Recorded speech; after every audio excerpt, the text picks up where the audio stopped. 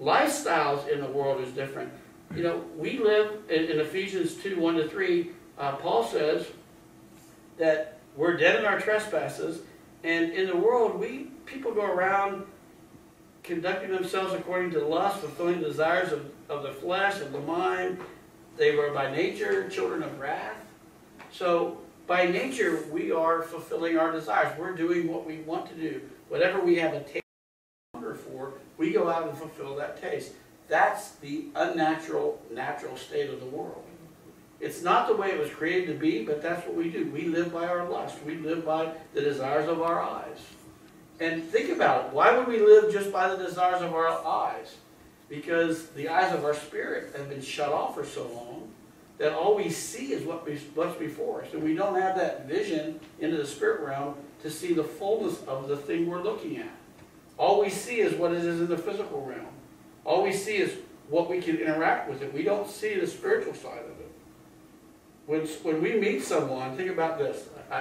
You meet someone when you're young and you're dating them, and let's say that person has 15 demons hanging around them. You can't see it in the spirit realm. You might not even know it during dating because they hide all that stuff just like we do, right? So we don't see what's going on in the spirit realm around the person. If our human spirit was alive, we'd see all that stuff. We'd discern. Well, but people would, just like now, if somebody says, well, I'm going to dress up, I'm going to take a shower, I'm going to shave, I'm going to get cleaned up, I'm going to make sure my breath doesn't stink. We deal with all the physical things. If we were spiritualized, I'm going to make sure that demon's not with me and that demon's not coming around, I'm not going to let that guy tag along. We'd do the same thing if we were aware of what was going on in the spirit realm, but we're not. So relationships in the world are different. Lifestyles are different than they were supposed to be. Nothing is the way it was supposed to be. And you can just go down the list. You know, we talked about a few things: relationship, family, work, authority structures. All of those things are wrong in the world. Okay? All of those things are different than they were in the garden.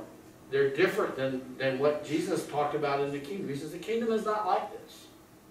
The kingdom is not like this. He kept saying, the kingdom is not like this. The kingdom is not about this. It's not about this. It's about these things. It's about these things. He kept telling us, and you're sitting there going, wow, how in the world do we ever get there? How can we connect with this kingdom? Because everything that we're experiencing in our life is different. Now, we can set up a bunch of rules that, you know, okay, I'm not going to kill, but I'll hurt somebody. I'm not going to lie, but I'll be a little deceptive. And we can go down and see how we live, right? We look at the things that we're not supposed to do, and we do little shades of them in our life. That's what we do. Somebody comes in and they ask you a direct question, and you know if you give them the answer, it'll be uncomfortable for you and them. And so you kind of slice the edge off the truth a little bit, just to make sure that your relationship kind of gets through that conversation. Right? That's what we have learned to do that by experience. We're deceptive by experience. And Jesus says, don't be deceptive. Tell the truth. Be truthful. Everywhere. Be transparent. Be visible. Let everybody see everything about you. Put everything on the table. We're going, are you kidding me? Be blunt. Yeah.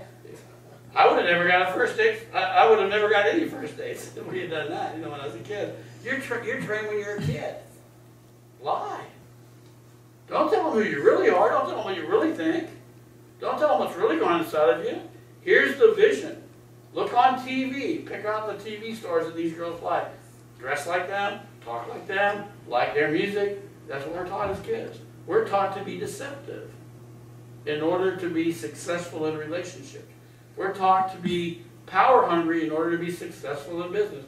We're taught all of these things very young. It's built into the fabric of our society. And it's not just here in the U.S. You can go anywhere in the world and you'll see the same things. They might have a slight different slant on it, but sin is sin and the problems are the same. And everyone is trying to compensate for the fact that their human spirit is dead and we're living in a sinful world. And our compensation just doesn't measure up. So the way I like to think of it is, it's kind of like we have Swiss cheese souls. You know?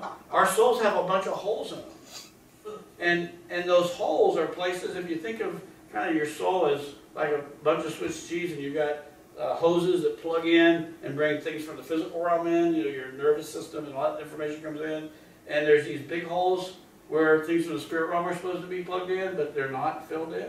And so they're just like open holes. And so that's the way our soul is. And we're always trying to compensate, not just for our own sin, but we're trying to compensate for the fact that I'm existing in a way that I wasn't created to exist. And I'm having to do the best I can. I try to talk to God, I try to pray, but He doesn't talk back. All I can do is throw prayers up to God and then look at the circumstances of my life and see how God is managing them. And say, okay, well, God's opening this door, so I'll go that way. Most people just don't have any direct communication with God. And when you say, well, God told me this, they go, yeah, it's some kind of nut job. What do you mean God told you that? Okay, so we're living in a world that things aren't the way they're supposed to be. Sin is so pervasive that it's accepted as normal. We're surprised when people behave right. You watch a movie and somebody actually behaves in a righteous way, it makes you cry, right? Yeah. Because you've been in situations similar to that and nobody acted that way, including you. And you long for it. The reason why those movies where the person does the right thing moves us so much is because we long. There's something inside of us that knows that's the way it's supposed to be, but it's not the way we live. Because sin is so pervasive that we think it's normal for people to lie and be deceptive, and when they do something right, we're shocked. If we have a boss that actually serves us instead of pounds us, a boss that comes in and says, you're not meeting your deadline. Yeah, your deadline is tomorrow. And are you done? It's 4 o'clock. Are you done? Well, if I was you, when I was in your position, I would have probably just stayed till I got it done, even though, I'm only paying you for another hour. That's how I get to where I'm at, right? Okay. What if your boss came and says, 4 o'clock, how you doing? I'm not done. All right, well, let me call my wife and I'll stay with you. What? Oh, come on. Because I used to do this many years ago, and I'm a little rusty, but I can help you. Yep. What if that happened? What if the CEO of the company or a vice president or president actually rolled up his sleeves and came down there and worked with you? Took off his tie and came out into the shop. Yeah, see? We would cry. I'd probably say, you kidding me? This guy did this? This guy will do this? He'll serve me?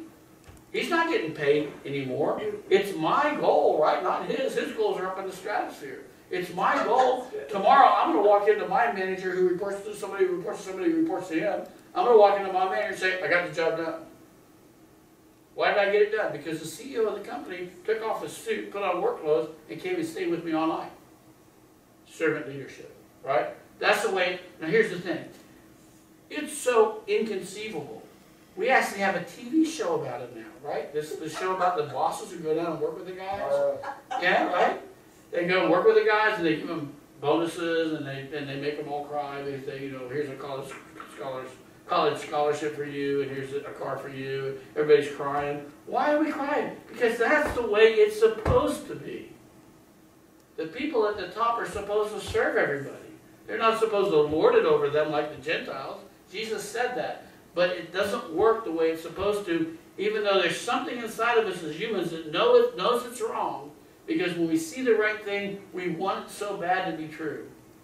Just a little bit. Just have a boss who would actually come and work with me and appreciate what I'm going through, instead of sitting up in the ivory tower. We want it because instinctively there's something inside of us that knows that that's the way the order was created. That's the way creation is supposed to work. But it doesn't work that way.